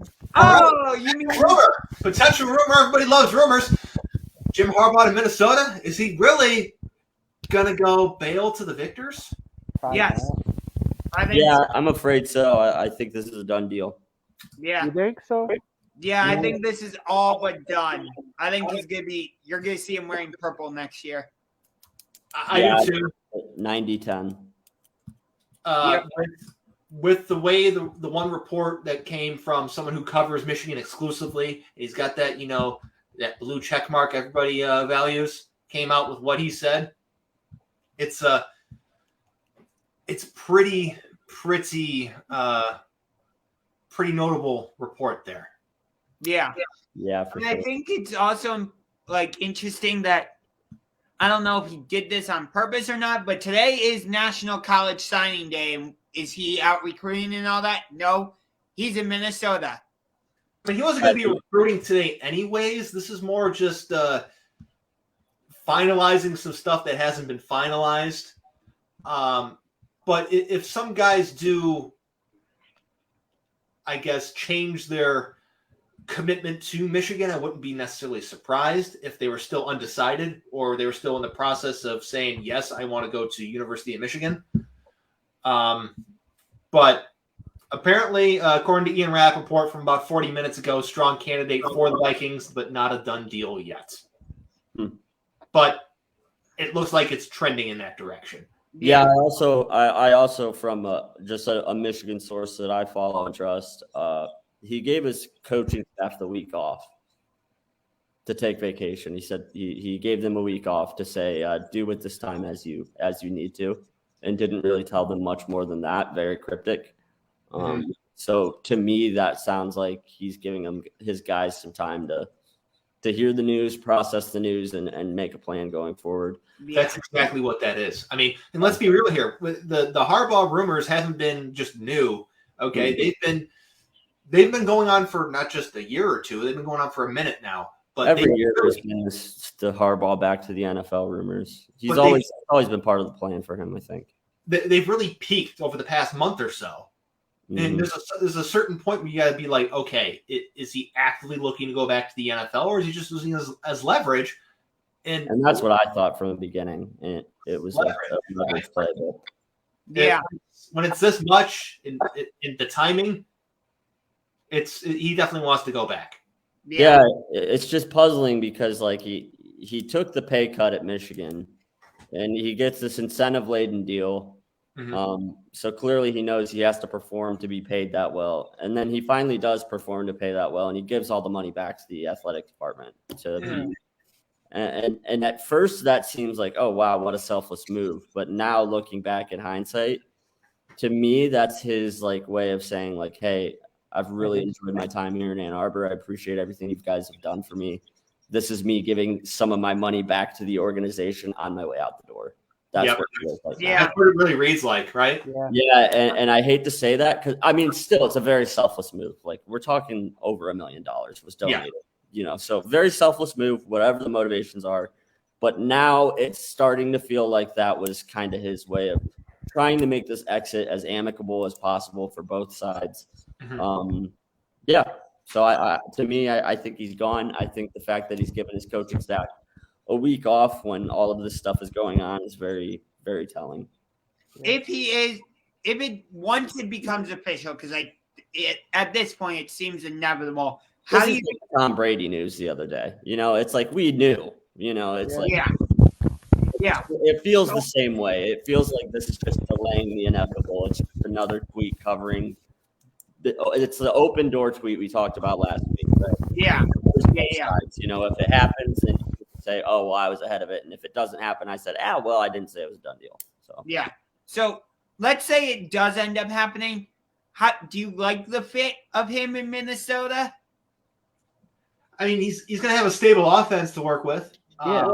Because you look at, they have a quarterback in Kirk Cousins. They have Who could also go to the Browns. They have Adam. Well, he's not going to go there to be part of a rebuild. So a very similar situation, which is why I was waiting until now to bring this up now. He's not going there to go move on from Kirk Cousins and be like, I'm going to go do whatever and rebuild something. He's going there to win. How is Baker a rebuild? How is Baker a rebuild? Baker's not a real option. Are you kidding? Okay, can we even address this and just get back to the question at hand, please? All right. And so he's going there with Kirk Cousins. They're going to have Adam Thielen, and they're going to have Justin Jefferson. That's a pretty damn good start for an offense. Okay? Hey, don't forget Dalvin Cook. Dalvin Cook also good. Okay. Yeah, he's very familiar with Kirk Cousins, so if he's leaning towards taking this job, it sounds to me like that's going to be his guy. Yeah. I agree with James. I don't think that he's taking it. This is I think this is honestly a very hard decision for him to make. And I think if it wasn't for like him believing honestly that he could win there, he's not going to take the job. So I don't think that he's going to take a job if they're thinking about trading the franchise quarterback. Right. And then you look at the state of the NFC North with Aaron Rodgers potentially on his way out of Green Bay. Right. They could be the new team. Walk in and win a division title next year. Right. The Lions are nowhere near close to being competitive. You look at the Bears; they're a team that you don't know what the hell they're going to do. Right. If Rodgers is in Green Bay, they got Jordan Love, and he is not good. No. So he could literally just walk in, come and go 9-8, win the division next year in a building year, not a rebuilding year, a building year. Right. Yeah. Very true. And did you see, going back to the Bears for just a sec, did you see the quote their new GM said the other day, like, we're going to take the North and not give it back? Not going to happen. I mean, obviously it's statistically impossible, but I mean, everybody loves, bravado from your general manager. Yeah. You got to say it's just peacocking. Because if Hardball goes to Minnesota, Chicago, you got no chance. It doesn't really depend on if he goes there. Just whoever the hell they hire, it's going to be an uphill battle for Chicago anyways. Yeah. Chicago's got some good players, but they got a long way to go. Yep. To say the least. They really do. I mean, they still don't know if they've got a guy at quarterback. That answer hasn't been made. I don't think Fields has proven anything up to this point. I think he has the potential, but I don't think that anybody is certain that he's going to be the guy. I think there were a lot of good things to take away from what you saw from Justin Fields, but there was also a lot of things like, he needs to improve it a lot. Right. Yeah. But, I like what the Vikings have offensively. Like you said, they got Justin Jefferson. They got Adam Thielen. I still like Dalvin Cook. And I know how running backs are as they get up there in age and with the wear and tear on the tires. I know. But I still like him anyway. So I think the Vikings, do I think they're going to be Super Bowl contenders? No. But playoff contenders? Yeah. Yeah. I'm willing to say that. Okay. Not necessarily breaking news, but this is from Josh Carey, who has covered many sports, including for Bleacher Report. He's currently with BigPlay.com, and he had the Vikings hiring Kwesi Adolfo-Mensah before everybody else. He has said that Harbaugh is going to be leaving the University of Michigan to become the Vikings head coach. Wow. So that's what he's saying. That's what he's put out there. It's not like officials, not like Schefter or whatever, ESPN reporting it, but he was ahead of everybody when they hired their GM. Right. Something to note. So pretty much it's a done deal at this point. Yeah, you gotta, cross the T's, dot the I's, all that other crap, but it seems like that's what's going to be happening here. Gotcha. So, Harbaugh is the Vikings head coach. It's basically what it seems like. It seems like. Things could change. Things change all the time. That's true. I mean, All it took was a plane ride back 7 years ago, and the Browns went from hiring Josh McDaniels to getting I don't remember who the hell they hired. It doesn't matter. At that point. Was Yeah. it the first one or I can't remember. Yeah, I don't remember. We had Shermer back then. Yeah. I think it was Patton. I think they ended up hiring instead. And then 2013 they had Chudzinski and then got Mike Patton. Oh, Yeah. You remember Chud? I do remember Chud. Chud. Yes. He looked like Rob can you- Riggle. How can you not remember Chud? He looked like Rob Riggle. Yes, I No, remember. that's wrong. It was they were on a plane ride. They went from having Josh McDaniels as their head coach. When they landed, they ended up going with Rob Chudzinski instead. Yay. Plano. He was not bad. So yeah, that happened. So you never know what can happen. But a lot of things have changed since 9 years ago now, when that was. But it's very interesting to see how all of this develops, even over the course of 10 minutes on this show here. Correct. It looks like that it is going to be official sooner rather than later. That's It's interesting because in the earlier stages, it looked like he was 2 or 3 days away from being the Dolphins head coach. Yeah, it's been interesting. There's been a few times where it's been the Raiders, and then it was the Dolphins, and now it's the Vikings. But this time it seems a little more concrete. It seems like there's more behind this story than there were behind any of those. Yeah, there is, and I don't know how much location has to do with any of it. It's closest to where he's currently at. Yeah. That's something to take into account. Yeah, I agree. I mean, Fraley, who do you think is a good hire to replace him? Given Oh, that's a whole different conversation. I mean, could have a whole show about that. Honestly, I don't know. Like my dream hire would be his brother. Let's get John in there. How about Jim for John straight up? So if you want my dream candidate, John Harbaugh will take. Would you want Freddie? Are you, no. Okay. Let's save that when it gets closer to college. It's hour 2. Talk. We'll Yes, have it is hour 2. Yeah, hour 2. So I you wish we wouldn't, could you play wouldn't the want bumper. you wouldn't want good old Kitchens, Brian? No, thank you. Here's the one thing I'll say is that when Michigan State was in a very similar situation with their coaching position this late in the game, nobody saw Mel Tucker coming. So whoever they end up having to hire to replace Harbaugh at Michigan, it's going to be a hire similar to that. We're just like, yep, didn't see that one coming. Yeah, I agree. I don't think anybody's going to have any idea really. Until he signs with the Vikings and it's official, I don't think that we'll start really getting a sense of who they're even considering looking at. They don't want any of that to leak out before any of that becomes public. So, I've heard they're already looking at their offensive coordinator, possibly Luke Fickell. Yeah, I'm sure that those are the guys. Those are names that have been tossed around all season. When, like James said, this isn't the first year that there's been Harbaugh to the NFL rumors. Like this has been going on for a while now. Those were the names that were tossed around originally. Are they going to promote from within or? So I don't know. I think that might be what they do initially. I think that maybe they will promote from within initially, just as a holdover until they can put together a nice enough package to attract somebody bigger. Because I just don't see any big names out there that they're going to be able to land right away. So no, there's nobody that's going to be the sexy name. Hey, maybe they get Coach O. Maybe they could get Freddie then.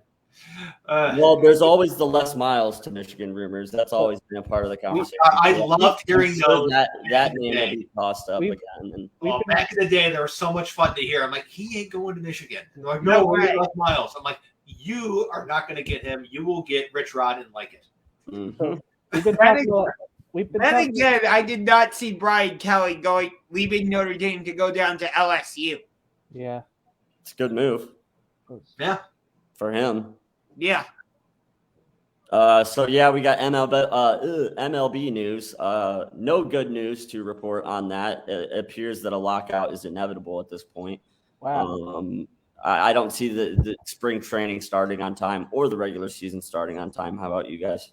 Nope. I don't. I think pitchers and catchers report usually about a week from now. So Yeah. Not good. And every single time I see any sort of news on this front, they're still very far apart in their negotiations. The conversation or the reports of the conversations are always it was brief or heated or it was not good. It's just like we're this fucking far still, and we're still having the same type of conversations. Not even close to being right. Yeah, it makes me fearful for even a partial season this year. Like it's bad.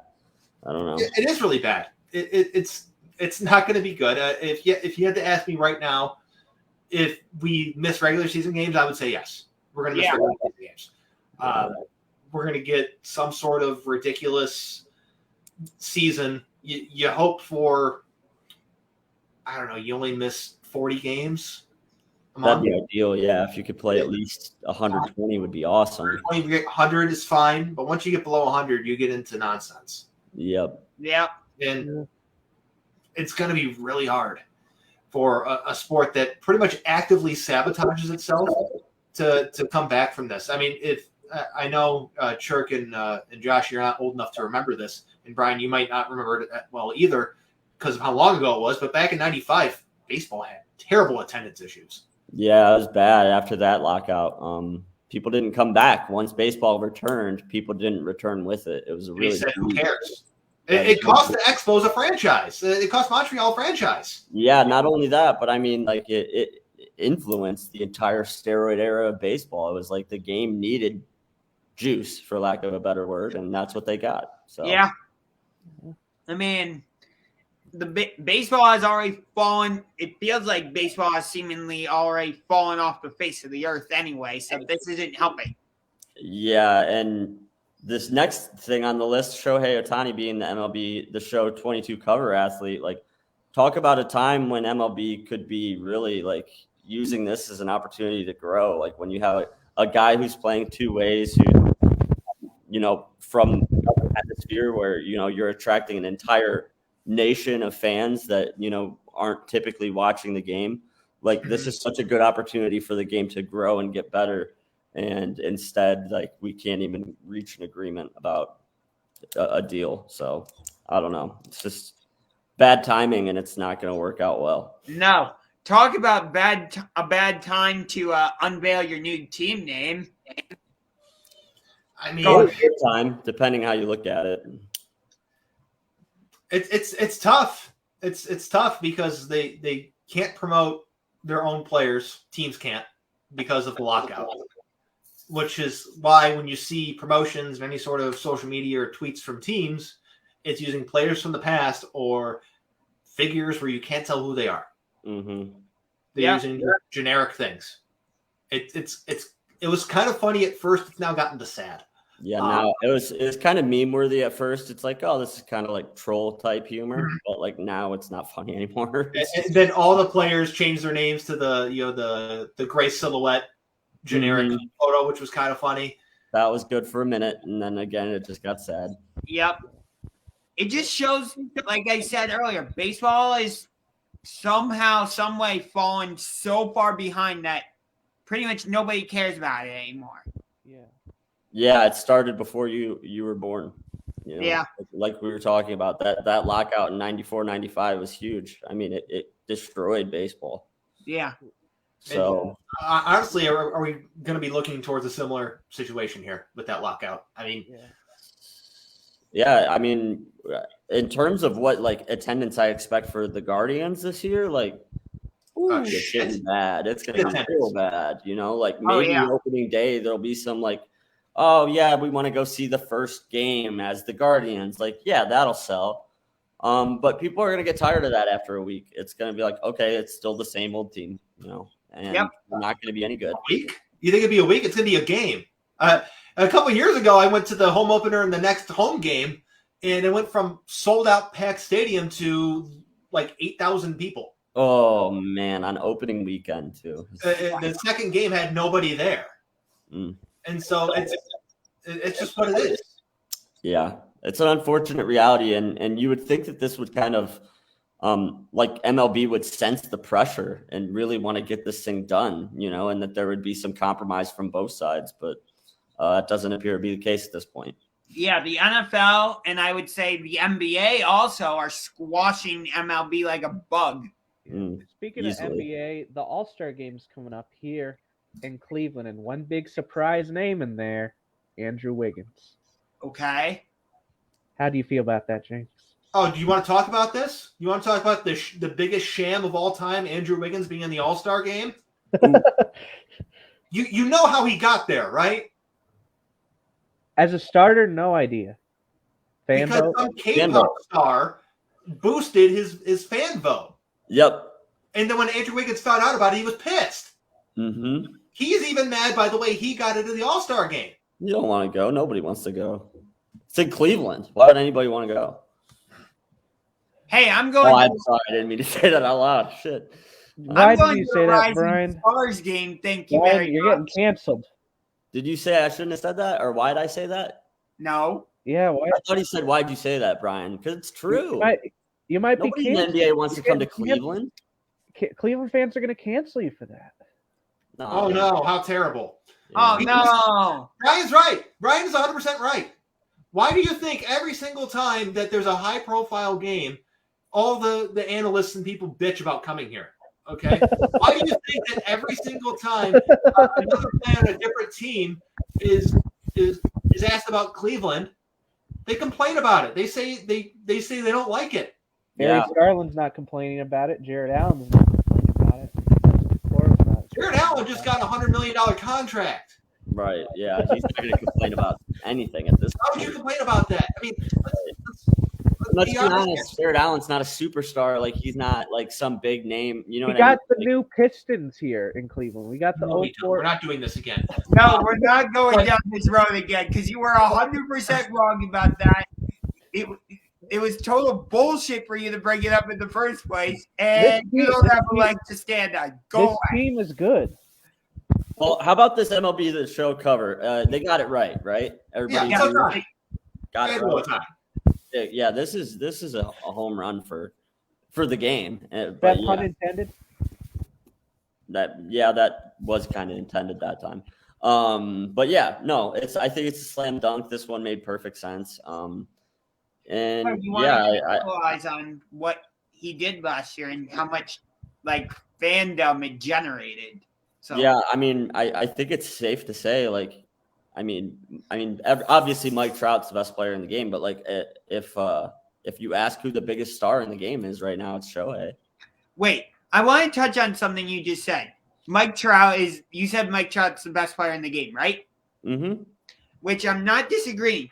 But he and Connor McDavid of the Edmonton Oilers, just to bring hockey in for a sec.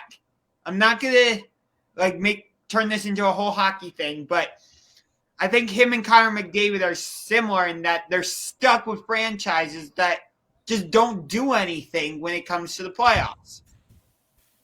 Yeah. Not sure where that ties in with anything we were talking about, but sure.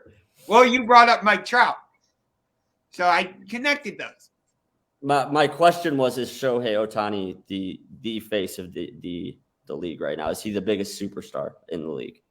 He is. Yes. So that was the I mean, do you know how fun it is to be playing with Otani in the new game? To be on the mound, you strike out the side, then you come up and crank a home run in the bottom of the inning. You know how awesome that is?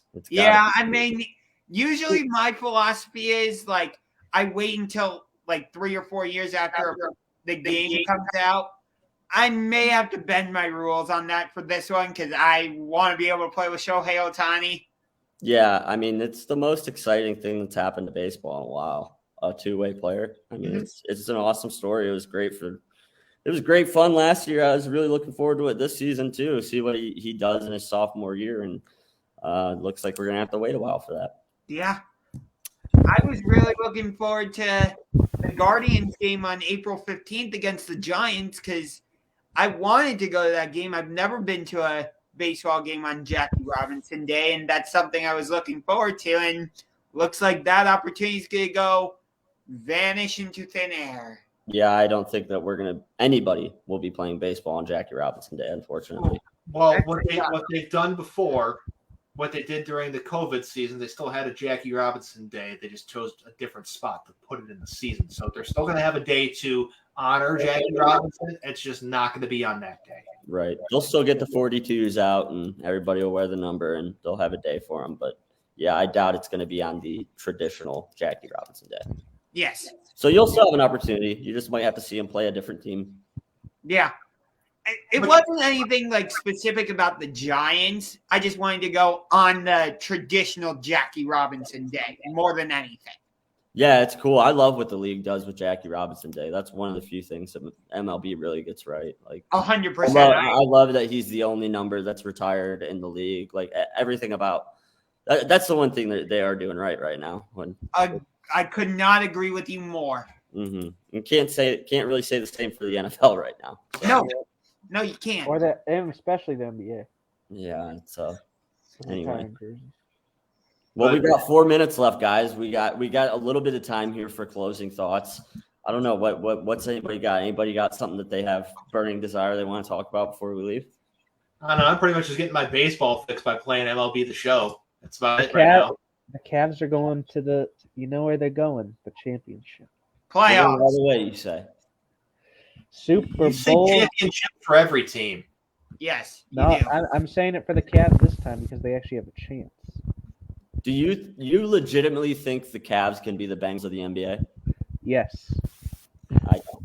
I don't. You just have to believe, Brian. We don't have a Joe Burrow on the team, though. We don't. Our Joe Burrow is Darius Garland. That doesn't equate, but I do have some little bit of developing news. Oh, good. Okay. All right, cool. Okay. This is according to Dan Labby. Statement from Brown spokesperson: the recent comments by Hugh Jackson and his representatives relating to his tenure as our head coach are completely fabricated.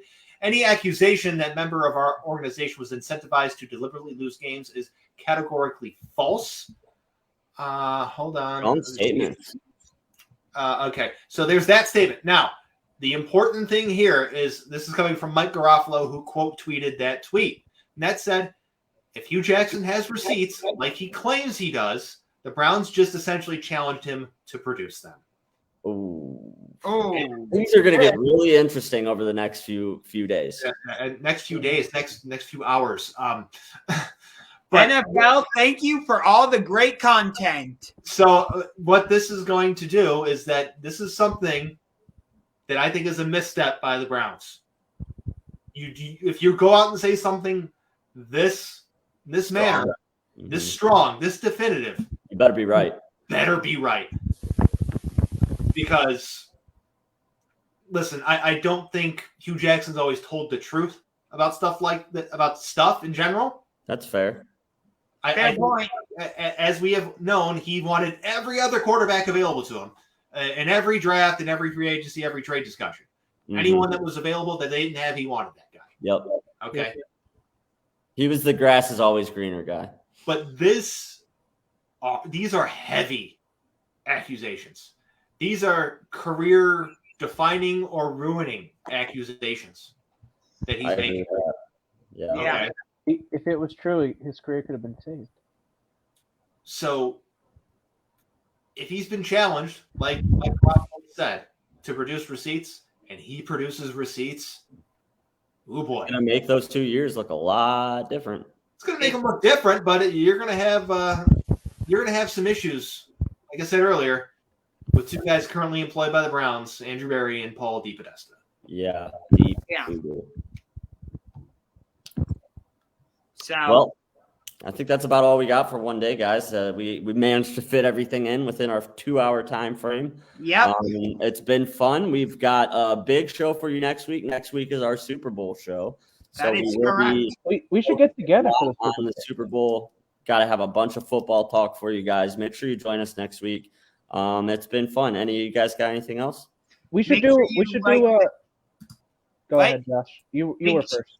Make sure you like the So What's the Catch Facebook page where we are live right now. And also go subscribe to the So What's the Catch YouTube channel where this video will be posted very shortly. I was going to suggest, I think we should do a live stream of the Super Bowl and get together.